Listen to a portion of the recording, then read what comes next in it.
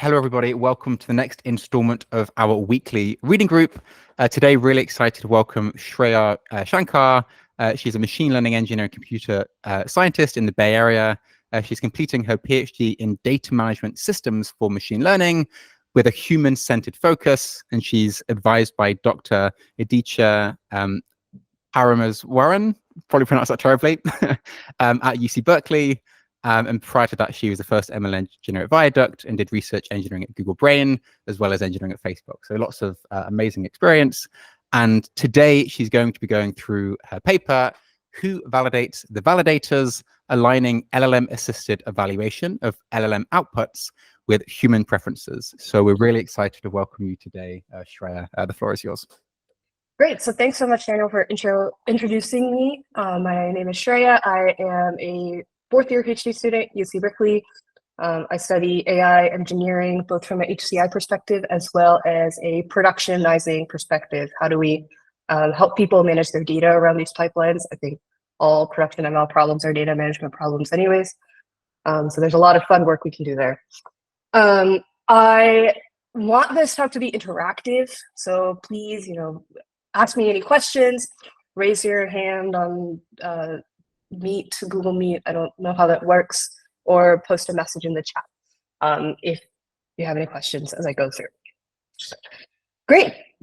So my talk today is going to be broadly along this line of work that we've been doing on validating LLM input and output quality.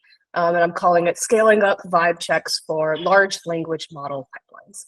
I'm very fortunate to be working with academics and practitioners from many different institutions: Berkeley, Columbia, LangChain, Montreal, and Hong Kong University of Science and Technology. All right, so large language models are very exciting for the community of data practitioners and AI practitioners in general. They offer the ability to write new kinds of intelligent data processing pipelines without having to go through the overhead of collecting data, labeling, and training models. So here I'm showing you a bunch of LLM pipelines on LangSmith, which is LangChain's production-ready platform. LangChain is a popular LLM developer tool startup.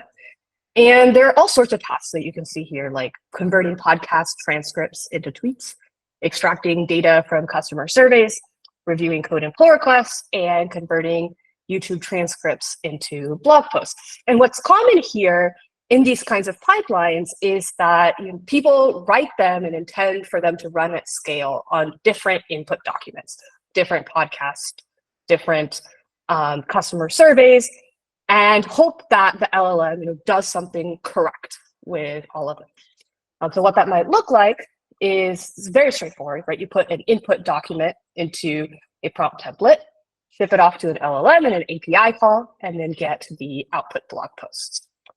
So all of this sounds great and fine, but the problem with running these at scale is that LLMs make mistakes. So maybe 1 out of 10 times it will not get the formatting correctly. The HTML might be incorrectly formatted. Maybe 1 out of 15 times it will ignore an instruction to avoid copying sentences directly. Even the best of the best models, like GPT-4, are going to make these mistakes, especially if the copied sentence is in the middle of a long transcript. It's just really hard to not even provably, to expect that LLMs are going to listen to every single instruction in your prompt, aligned with your preferences over thousands and thousands of input. So our research here really asks the question, how do we make these pipelines work at scale and empower practitioners with confidence that they're accurate? An insight from traditional machine learning is to very simply put rules and guardrails around the model to detect bad outputs and correct them. But this is very hard to do for LLM pipelines. One basic question here is, what does accuracy even mean for these free-form text outputs? Right? It's much easier to do in a machine learning sense because you're already supervising some loss somewhere. So you've already defined that before you've even done training. But in this LLM world, where you not just don't even have training data, but you don't even have a loss training procedure, how are you supposed to know what good means? The other thing here is that metrics might be very complicated, requiring humans or even large language models to evaluate. And we all know if LLMs are validating LLMs, the hurdles all the way down, right? Who knows whether anything is correct? And I like to think about, evaluation for LLMs on multiple different axes. The first one is, how generic is it or how task specific is it? On one hand, you have very generic metrics that certainly no practitioner should be concerning themselves with. Like that's, the role of the base model that's trained on these different languages to get good BLEU scores. You've got some class of metrics in the middle, maybe specific to the pipeline architecture. So for example, for retrieval augmented generation pipelines, we know that there's some canonical metrics like faithfulness or context recall that we should measure. And really, unfortunately, the only solution that we've got for class-specific or custom bespoke LLM pipelines is some form of vibe checks where people look at the outputs. And it's very easy to look at the output and know whether it's good or not. But scaling this is really, really hard. Right? So if we add a second axis, scalable, or if it's manual or high effort, you've got things that are generic and scalable. Sure, that's just on the model provider to figure out. Fine-tuning evaluator models on custom data can be really high effort, often not a priority if people have not even fine-tuned the model for the main LLM pipeline. We know vibe checks don't really scale, but let's not discount them, right? Because they're currently the best way that people do validate outputs for their tasks, especially in early days of prompt engineering. So what we really want to do with our research agenda is to move these kinds of vibe checks towards this upper right quadrant. How do we make them both task-specific as well as scalable? And the way that we do that is codify them into assertion sets and hopefully be able to run these assertions on all of our pipeline inputs and outputs. So today I'm going to talk about what we call evaluation assistance, which is just a fancy term for a system or a tool that aids humans in creating task-specific evaluations and assertions that align with how they would define a good LLM pipeline output. And I'll talk about two papers that I'll be presenting later this year at both database and HCI conferences. The first one is around how do you even auto-generate custom assertions for task-specific pipelines, and it insights from a large-scale deployment that we had with LangChain. And then the second piece of work I'll talk about is this Who Validates the Validators paper, which is if we have a technique to synthesize custom assertions for pipelines, what kind of interface allows practitioners to iterate on them and feel confident that they're aligned with their developer preferences. And I'll also talk about some lessons learned from a small-scale qualitative study. And then finally, I'll conclude with a bigger picture around LLM applications. What does it look like to package all of this into a so-called data flywheel for LLM applications? And please interrupt me if you have any questions so far. I am not seeing any in the chat, but if there are, please let me know. I think we're all good. Cool. All right, so let me first talk about our big paper. All right, so I mentioned the phrase auto-generated assertions, but let's back up a little bit. Let's talk about assertions. What do they look like for LLM outputs? Consider a pipeline. This is a real pipeline here that somebody wrote. I mean, I paraphrased it a little bit, but the idea here is a medical practitioner wanted to have a pipeline that summarized documents about patients, return your answer in Markdown, and don't include any sensitive information like race or gender, have a professional tone, presumably to do some downstream analysis with all of these summaries. So what having assertions gives you, the way that I like to think about it is it gives you a fine-grained view of correctness or goodness of LLM input and output quality. And every LLM pipeline should have something like this, but there are challenges here. First is, what criteria do you come up with?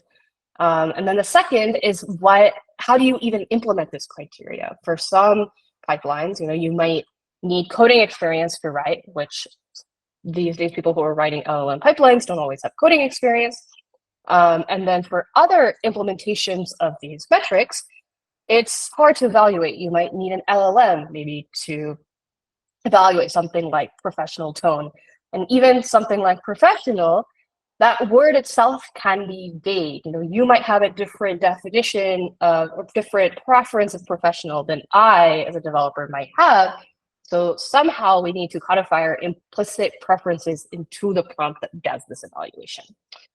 And of course, you're already engineering your main prompt. So why would you want to engineer also your validator prompts if you can help it?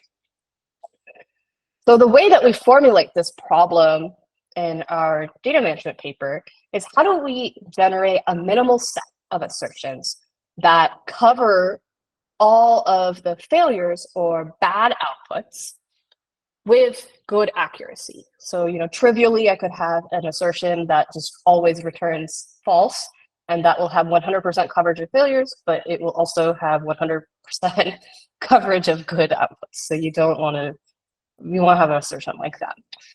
So the challenges here are, first, how do we even find custom assertion functions that somebody might want? And then the second challenge is, how should we guarantee the coverage of failures with a minimum number of assertions? So the way that our SPADE system works is it goes through a two-step process. First, we generate a bunch of candidate assertions. And then second, we throw away any candidate assertions that either don't align with human preferences or are incorrect, like a Python function that truly may have some syntax or runtime error.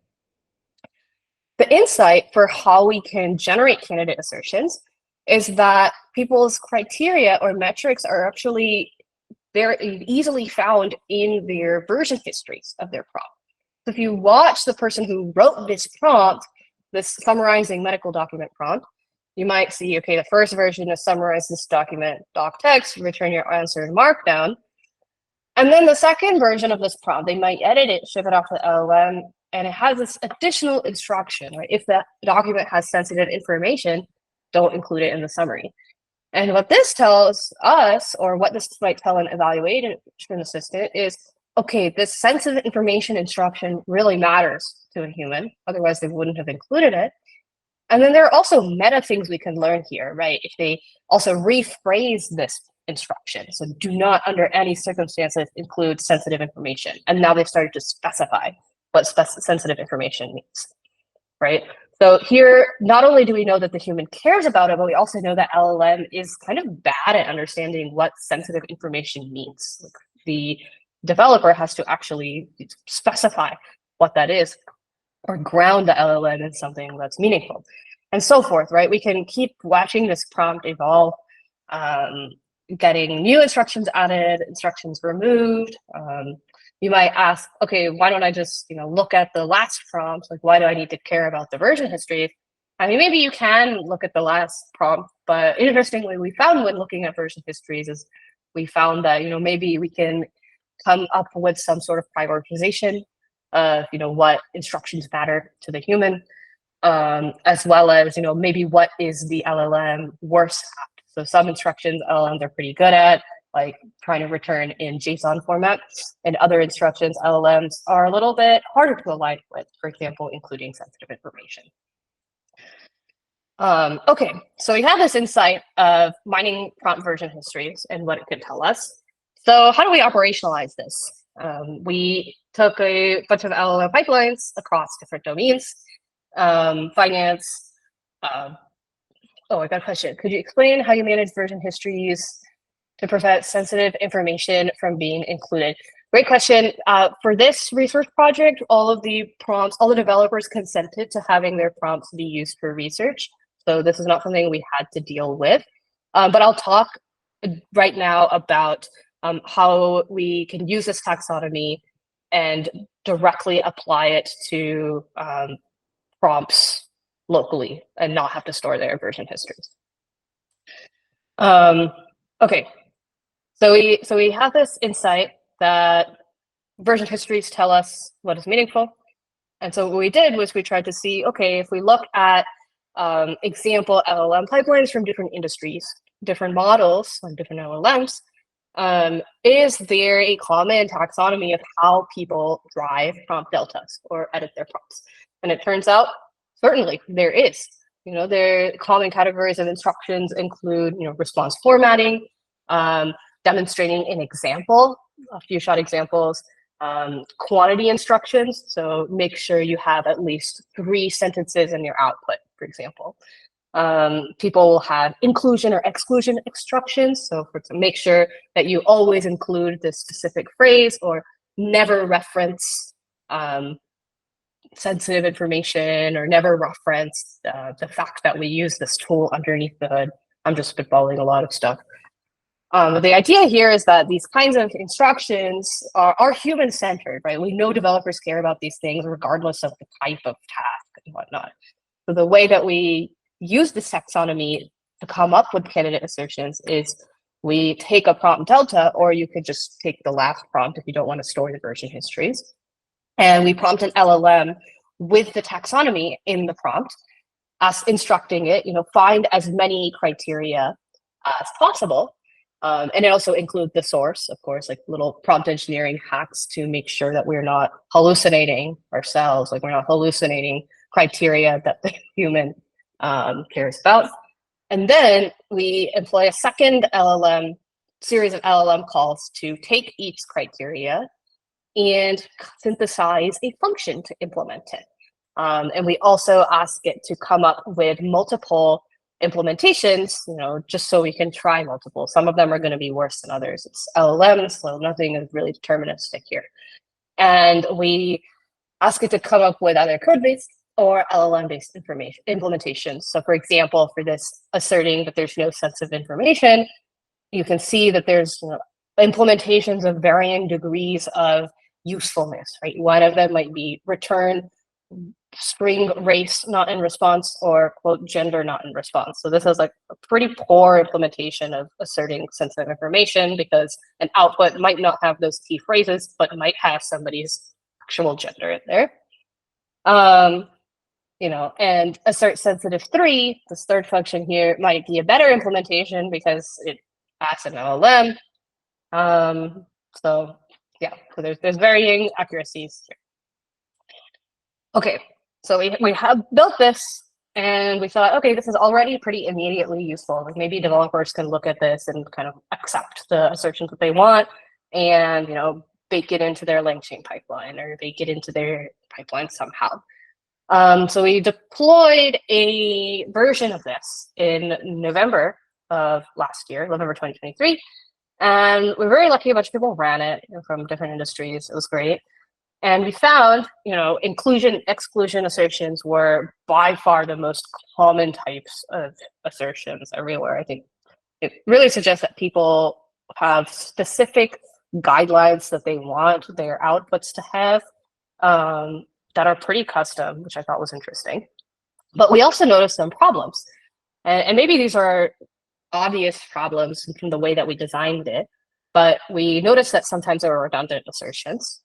There are 2 assertions that will check for the same concept, and it doesn't make sense to deploy them, especially if you want to have a minimal set. And then we also noticed that there are incorrect assertions. And an incorrect assertion is exactly something like the first function here, assert sensitive 1, return race not in response, and gender not in response, and name not in response. So this function is incorrect because it literally does not check for actual sensitive information in the output. So it might pass, an output that very much has my name and race and gender.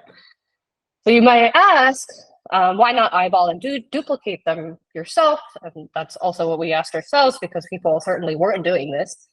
And those pretty valid concerns. Like first, sometimes if you have a lot of prompt versions and you have very long prompts, and the way that we're designing this is taking instructions that you might care about having an assertion on and synthesizing multiple implementations of those assertions, you might get 50 plus assertions.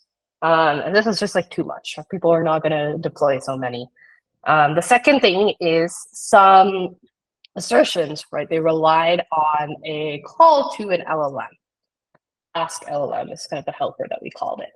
And nobody knows the accuracy of these calls up front. Like who are we to know when eyeballing that prompt? Like, yeah, okay, maybe that prompt makes sense, but does it actually align with what I consider to be sensitive information? So this kind of motivated the second part of SPADE, which is to filter our big candidate assertion set to select that minimal set that actually covers the failures. And so let me propose a baseline idea here. So it's a very software engineering approach to this problem, which is given all the candidate assertions and maybe some user-provided grades on LLM outputs, like good or bad, a set of good outputs and a set of 25 bad outputs. Maybe we'll only select assertions that meet some thresholds, for example, on failure coverage, which is the fraction of bad outputs that are flagged by at least one selected assertion. And then we'll also try to meet a threshold on accuracy, which is make sure that we are not exceeding some threshold of good outputs flagged by at least one assertion.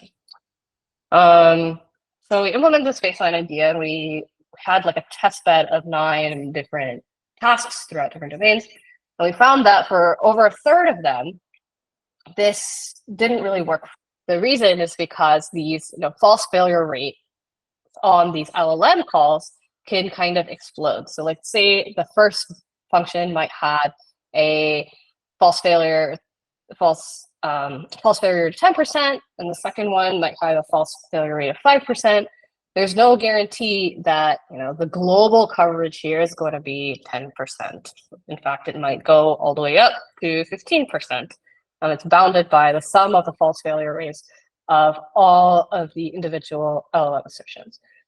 And we found that people do want to have 2 or 3 or more LLM-based validators if they can be confident that they're correct. And so this really easily adds up. We've got to consider interactions between assertions. So given this learning, right, we can then do a very researchy thing and formulate this as an optimization problem. Simply, try to maximize your coverage or keep your coverage of failures at a threshold, meet an accuracy threshold, and minimize the number of assertions selected. So you can formulate this as an integer linear program and employ an ILP solver to find a solution.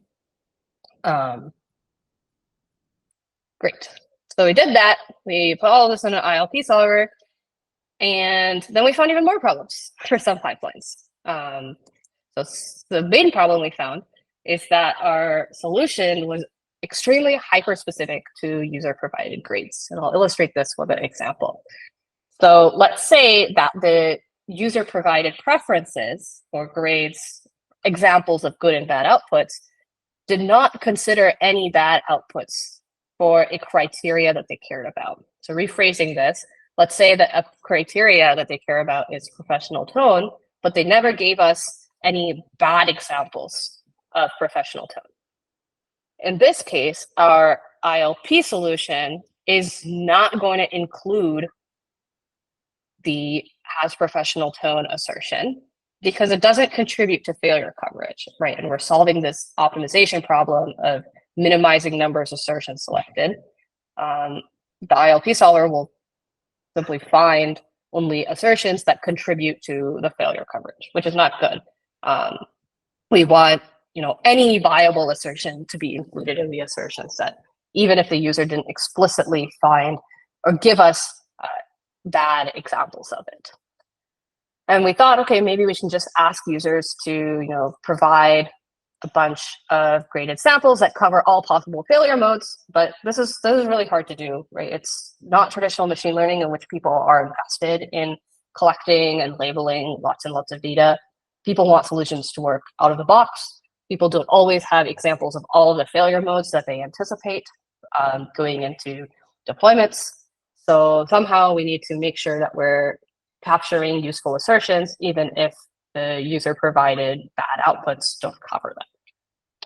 So it's in the paper, we detail it a little bit more, but our idea is we incorporate a new constraint into the ILP that revolves around graph implication. So we create implications between assertions, and we minimize the number of non-implied functions that are not selected.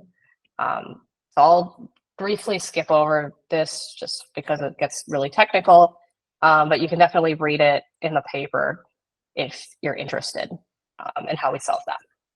But overall, we did an empirical study with 9 pipelines across various fields, with 75 labeled outputs per pipeline, around half of them good and half of them bad.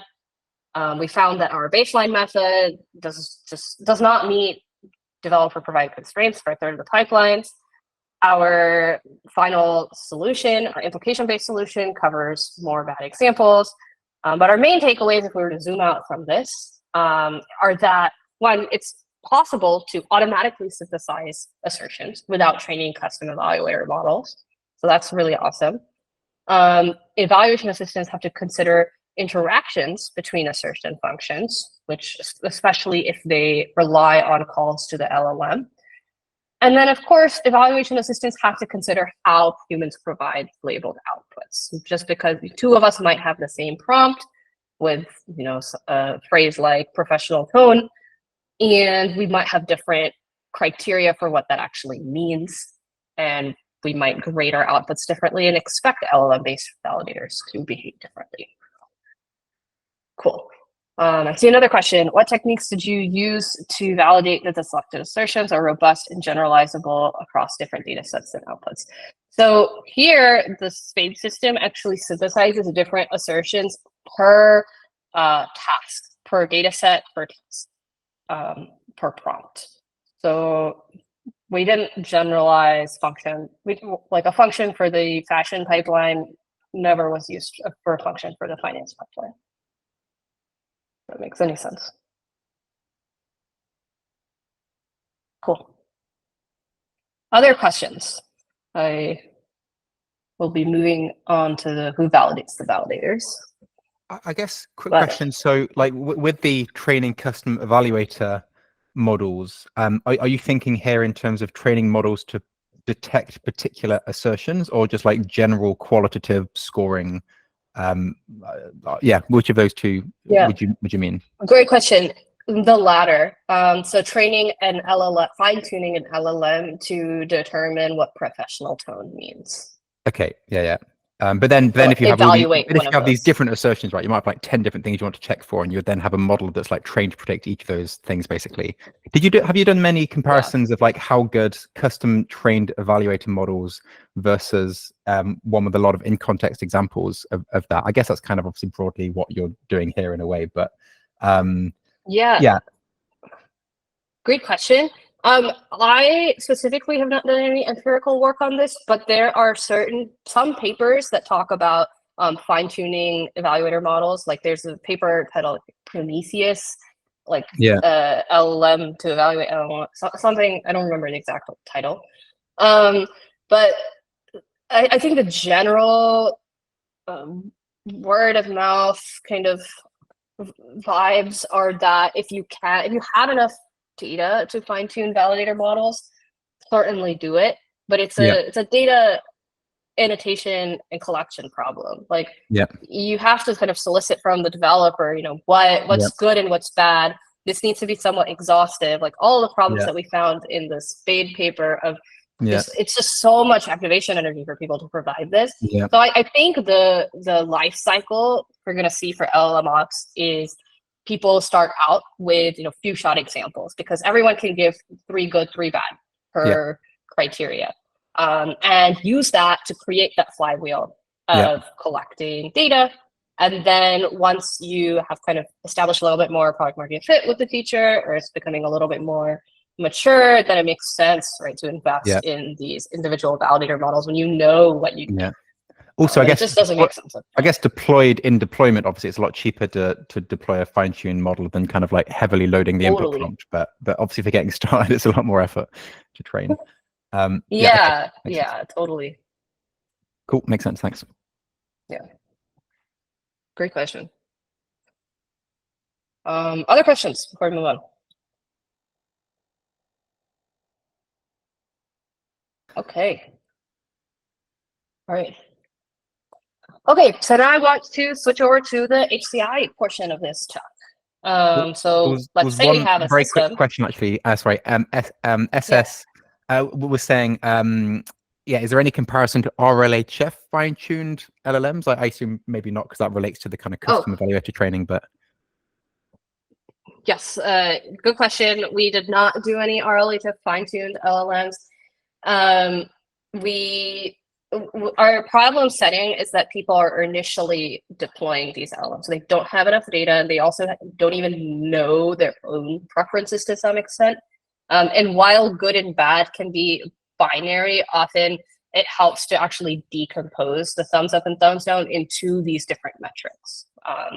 Like, is it professional tone? Does it like meet every single instruction? So I think it's a little bit different from RLHF in this way, where there is no supervision on these intermediate notions of like, good. Yeah, makes sense. Also, I think this is very much representative of like what it's like in industry deployments as well, where like often people don't know the exact data set ahead of time what needs to be there. So like you want to deploy something, but you don't have like a prompt data set. So you need to deploy something based on your heuristics. You then need to deploy it, get the input, get the failure cases, and kind of almost like you can only build the data set through usage anyway, right? So like, as you say, you kind of need to start with a few shot stuff anyway. So yeah, cool. Makes sense. Thanks. Totally. But it's still a hard question. Like, how do you even start with a few shot? I think that's a lot of the work that I've been doing, is just realizing like, oh man, like, just how do we unblock people to get to, you know, being able to do these RLHF and whatever larger companies are able to do. Yeah. Cool. Okay, so let's talk about the EvalGen, the Who Validates the Validators paper. So this was kind of born through our work with Spade. Why is my clicker not working? Okay. Yeah, so we observed some kind of human-centered problems with Spade, and most of it was around, you know, Spade, just because LLMs are under the hood, it takes a while to execute because of these latencies. Users also have to come in with examples of, you know, good and bad outputs up front, and often that itself can be a blocker because grading is a hard problem for these very open-ended tasks. And the main thing that we noticed was people will get the result of Spade and be like, oh, this is a great start. I don't want this one. I want to change the prompt for this one. Like, I want to do some work on it, right? I want to iterate on this assertion set. So basically, this whole problem actually does require human input.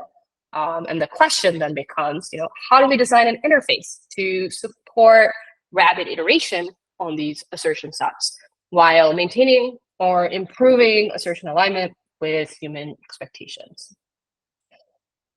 So to support iteration, our chief insight here, I would say, was that we just need to minimize the time while the user is idly waiting. So where do users idly wait in this? Say they're trying to evaluate a pipeline like this with inputs, their prompts and outputs. They're waiting in this period of time where an evaluation assistant is generating many metrics, trying out different prompts, figuring out what aligns with their expectations, and then picking the best implementation that aligns with their grades. So our question was, okay, what interface can we design that solicits human input throughout these entire assertion generation, filtering, and assessment workflows, right? Users are anyways going to have to grade, and they're going to have to wait. So can we make them do it at the same time, potentially even make the optimization process easier? For example, maybe they can edit criteria so our system doesn't have to waste time synthesizing implementations for criteria that we know the human doesn't care about. And humans can also give feedback on LLM outputs, and we can use this to, you know, cull bad implementations, candidate implementations, as the grades come in. So the way that EvalGen works, now I have a little video later, is there's a multi-step process. The first step in section A is just click a button to start the flow, given your prompt. Then in B, you can either choose to grade some response first to get a feel for what's going on with your outputs, or you can just start the flow, infer criteria from the prompt, and then move forward. In panel C, EvalGen will then suggest some criteria akin to Spain. Then after the user has selected criteria or deselected criteria that they actually don't find meaningful, and they can also, of course, add their own criteria that was not covered, then we take them to the grading screen, which allows them to give thumbs up and thumbs down feedback as the system in the backend is generating all the candidate implementations and executing them on all the outputs. And finally, when the user is tired, they go to panel E, which shows them kind of this report card / confusion matrix of how well the chosen implementations aligned with the grades that they provided in panel D. So this is nice because users don't have to come in with the CSV or data frame of good and bad outputs up front.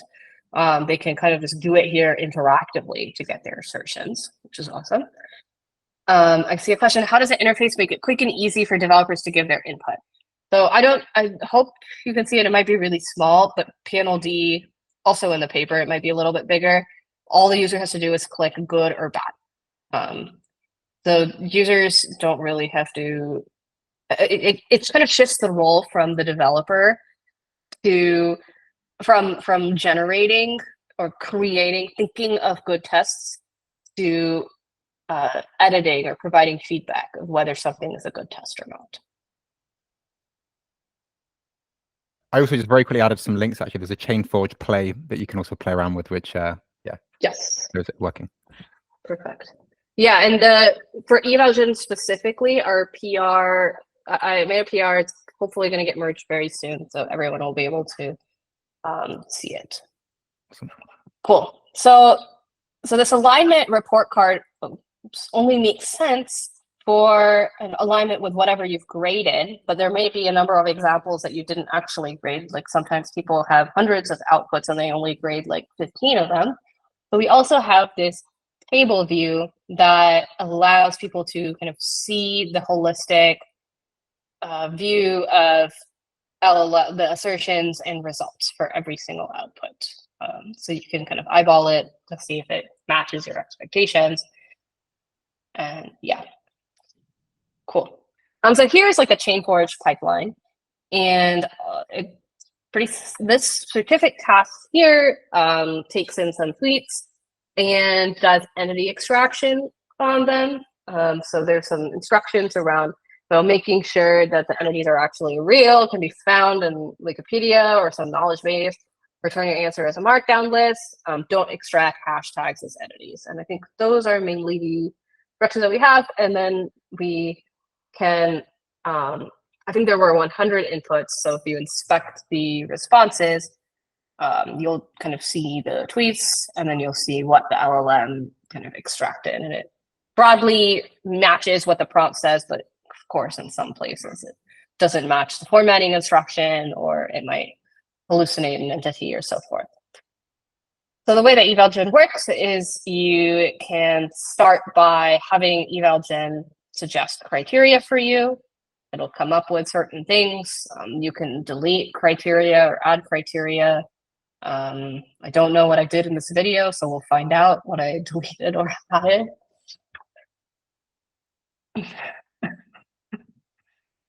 Okay, it's looking like I deleted some stuff. And then, it looks like I also demonstrate the ability to switch between code-based implementations of the criteria or having an LLM-based validator of the criteria. So some of them, of course, it makes sense to have it as a code-based implementation, like checking if something is in a markdown format. Then I don't know why I didn't. Great. So now I move to the next stage, which is grading. So here behind the scenes, right, EvalGen is trying different implementations, different prompts for the LLM-based validators, or different Python functions to evaluate the code-based metrics. And as that's happening, I'm giving feedback on what's a good and bad output. So I guess in this output, right, the formatting is not specifically markdown, so I say it's bad. I see the same issue here. Maybe this one is fine. So forth. Okay. So I guess I grade quite a bit. Maybe I can fast forward the grading. at some point. I finish grading, and then I go to a report card screen, which for each function, I kind of am presented with the function that most aligns with my grades or the implementation.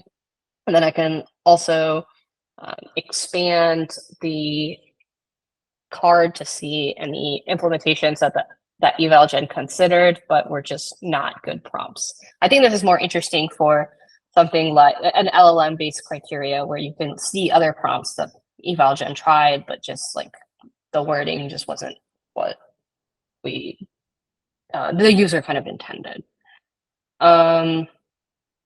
Cool. So that gets selected, and then we can run it.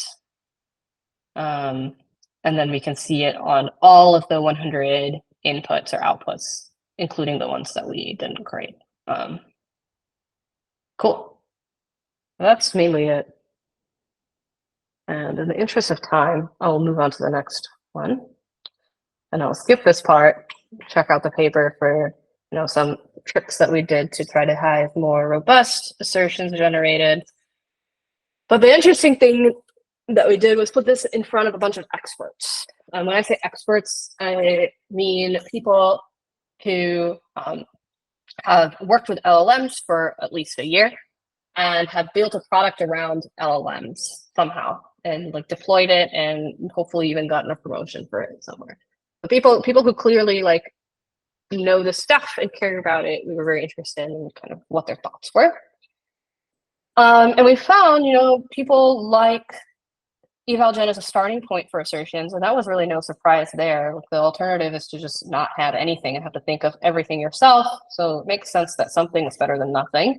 But what we were very surprised to find was that people had very polarizing opinions on assertion alignment, even though every single participant ended up with assertions that, on the report card screen says 100% coverage, or it says 90% coverage and only 20% false failure rate. People were still like, no, it's 1 out of 7. It's completely unaligned with my grades. So this really suggests that, the interface and the process of generating assertions is more than just showing a number. Somehow we have to convince developers and people that like they're engaging in the right process and that the system under the hood is most meaningfully learning from any interactions they give. So we hypothesize that one of the failure modes of EvalGen is just hiding what it's doing. And then this in turn leads to low perceived alignment, which I thought was super fascinating. I'll talk about 2 big qualitative findings that we found, which we didn't expect to find. One of them is this notion of criteria drift. We found that, as people grade more LLM outputs, not only do they want to add new criteria that they didn't think of, which makes sense, they also wanted to go back and change their criteria definitions to better fit the LLM's behavior, which is quite interesting and odd, but I'll give an example. For the same named entity recognition task, say we have a criteria that says no hashtags should be extracted as entities, we might find that the user sees an input-output pair and grades it as a failure because, of course, the hashtag is in the output as an entity. We might see the user look at the next one where a hashtag was also extracted as an entity, but the user might say something like, I said no hashtags as entities, but I actually think the LLM did the right thing here. So Colin Kaepernick is like an extremely famous American football player. And then they might encounter this again, right? A company name gets extracted as an entity, and the user might say something like, oh, okay, I'm like failing everything. Maybe the criteria should just be no pound sign in the output. So they want to go back and change their grade and actually refine this definition to be, no pound sign in the output. And I thought this was super fascinating because, in the beginning, it's the same idea, but really they fit this criteria definition to what they observed in the outputs. So this really suggests that there's a broader LLM sense-making process that is, in fact, a part of grading that makes this so hard. And the implications are that grading has to be somewhat continual, right? As prompts change, LLMs change under the hood, pipelines change, the architecture changes. If you're switching from GPT-4 to 4.0, right, there are little quirks in the model behavior that you might want to create assertions around. So it's not just like a one-time grading thing and set and forget. You constantly, every week or so need to be providing grades or somehow assessing alignment of your own expectations with how your LLM evaluators perform.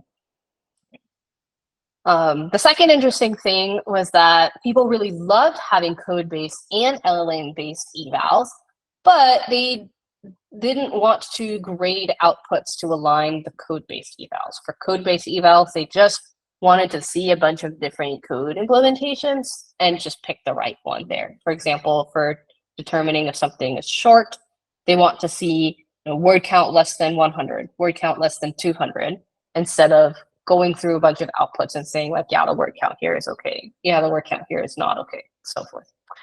And LLM-based evaluators, typically when the criteria is fuzzy, very hard to clearly define with code, or when the input data is dirty in some way. So for example, if there's a typo in the input and the LLM inevitably ends up correcting it while it's producing the output, you have a simple code implementation that might check for hallucinations, check that whatever entity name in the output is actually found in the input.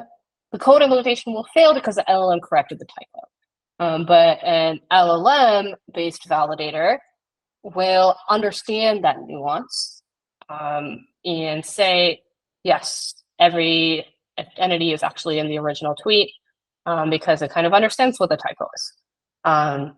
I thought that was fascinating, especially in the real world when data is not always clean and perfect. Some of our code-based implementations don't always work in the way that we intend. All right, so in the last 2 to 3 minutes, I want to zoom out to a bigger picture that I see around LLM applications. So we talked about, a very canonical LLM pipeline with just one LLM call, but people really are having all these chains of LLM calls. I think a single LLM call case is already hard enough to study, so I'm excited for more complicated things. But we talked about, evaluation assistance, right? So where the assistance in some way comes up with metrics that are automated and always run in production. And we should certainly run these, as well as input validation to get some results and then log them to a database. And we also know that it's very good to solicit human feedback over time. So maybe if our evaluation assistant is doing a good job incorporating humans in the loop, the logs will look something like this, with not only the LLM evaluations, but also human evaluations or annotations on the outputs. So now when we think about these pipelines deployed in production, right, they're creating really a flywheel for evaluation assistants to continually learn from, improve metric implementations, and then in turn help people improve their original LLM pipelines. So for example, one could include few shot examples to align metric implementations, maybe dynamic few shot examples retrieved via input similarity, maybe some active learning approach where we include few shot examples that the LLM got wrong for that metric. So we're kind of automatically improving our metrics in production as the data keeps shifting and humans continually provide input. But the main takeaway here is the point I want to stress here is that AI application system behavior is never perfect, right? The whole system needs to continually improve over time. And I think finally with LLMs, we can excitingly move towards this North Star of automatic self-improving pipelines. People are certainly interested in that in the industry. 2 cases here where companies implemented some adaptation of EvalGen and Spade. It's quite exciting. This one's Autoblocks here. They have a case study in which one of their healthcare startup customers got a 75% improvement in accuracy as LLM-based evaluators. after a month. And then Langsmith also shipped for GA the ability to have self-improving evaluators in a similar way. And of course, individual practitioners also deeply care about building self-improving AI systems, not just companies. It's very hard to get humans in the loop after deployment, but I think it's extremely necessary. And our goal should be really to build systems that involve humans as efficiently as possible, right? Learn to externalize their implicit preferences with some grades, help them come up with actionable, specific, and interpretable metrics. And I like this quote here, self-improving systems don't happen overnight, we build towards them. So with that, I'll leave you with a few things. We all know when building LLM pipelines, there's gonna be mistakes, especially when you wanna run them at scale. So we should be building human-centered solutions. And there are different ways to think about what human-centered means. So in our SPADE paper, we thought about prompt deltas, human-generated prompt deltas informing assertion criteria. We thought about decomposing good into binary metrics that are very interpretable and actionable. And we thought about soliciting feedback from humans as regularly as we can. Also build evolving systems, right? There's no ground truth set of grades that's fixed. And I like to think about this whole thing as, steered by humans, and our job, building systems and machines is just to aid what humans care about and want to drive. So with that, thanks so much for having me. I enjoyed chatting with you all. Here's all my info if you want to reach out. Yeah. Amazing. Well, thank you so much. Incredible talk. Let's all give a big round of applause for Shreya. Okay, well, I think we have a few minutes. So any questions at all from anybody? I certainly have some. Oh, wow. I don't know if people are... Great. Sometimes people raise their hands trying to applause. I think, Kato, maybe that is a question you've got. Yes. It's Shreya? Okay. Yes, Shreya. You got it. Okay. Hello, Shreya. So my question is concerning the latest developments from Anthropic concerning the Cloud 3.5 model, and it's showing capabilities of surpassing human intelligence in some aspects. So what are your thoughts about adopting EvalGen to counter these rapid changes in AI? Great question. When in the research perspective, we're thinking of the model as like abstract. We're not trying to overfit to GPT-4o's evaluation behavior or Claude's. Like, hopefully you can swap in whatever. The goal is to design good workflows that people can use. I think with evaluating LLMs for very custom domain-specific tasks, often you don't need the most intelligent model. You don't need a model that can write entire React applications, right? You need a model that understands examples of good and bad professional tone and then tells you whether something is good or bad professional tone, right? So this is a little bit different. It doesn't require the intelligence, and also can be much cheaper. You can find a less intelligent model. Use that quote. Yeah, but great question. Another question on my side. So, yeah, I found the work from Anthropic showing that there are monosemantic features kind of entangled within the activations of LLMs, which suggests that it's, at least in theory, possible to have all of these monosemantic dials that you can tune to modify the output of a LLM once it's been trained.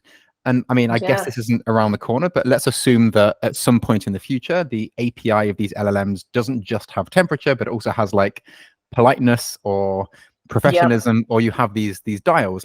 What do you think about how systems like this would look like if the behavior becomes more expressible at the API level as well? Awesome question. I think that's really exciting. I would love for that to be implemented tomorrow. I think there's still human-centered questions about what metrics people want, and then how to help people externalize that. So what does it mean to have a feature vector that is the what strength do you give that professional, right? Often the best way to communicate is through few-shot examples, because people don't know how to specifically articulate a concept in a way that the LLM perfectly understands.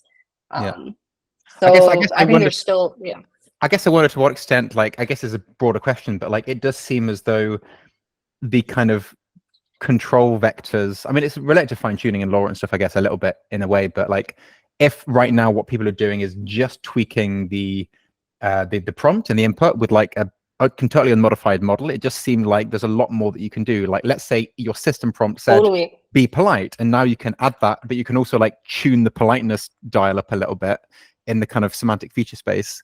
I guess there's kind of a lot more knobs and dials that might emerge as part of the control vectors of these LLMs in future. And it's interesting just like what ones we'll actually turn beyond just the system prompt to a pre-trained model, I guess. But Totally. yeah, I guess. Yeah, but I guess probably a while until that's there, because that's incredibly hard to train and very. Oh, it's going to be so exciting, though. I think at the end of the day, right, like it's a great time to be building these kinds of evaluation assistance systems so people can know what they want to steer their LLMs towards, and they have the mechanisms to evaluate that, right? No, definitely. And this is definitely like the biggest problem that kind of we see talking to companies and everything, that like, I mean, getting just the LLMs to be reliable and to work and to not hallucinate is like number one problem. So yeah, definitely really cool what you've built. And yeah, obviously like looking forward to following along with everything you keep building. Anyway, I know we're at time, and also I'm sure you've got a busy day ahead of you as well, Shreya. So let's just give another big round of applause. Really interesting talk. Definitely something that we're gonna play around with. Thank you. And yeah, obviously, I'm sure you'll keep knocking amazing papers out of the park. So I'd love to have you back, at some point in the coming months. Again, really great having you, Shreya, and hope everyone has a great rest of the day. Thanks a lot, everybody. Bye-bye. Bye-bye.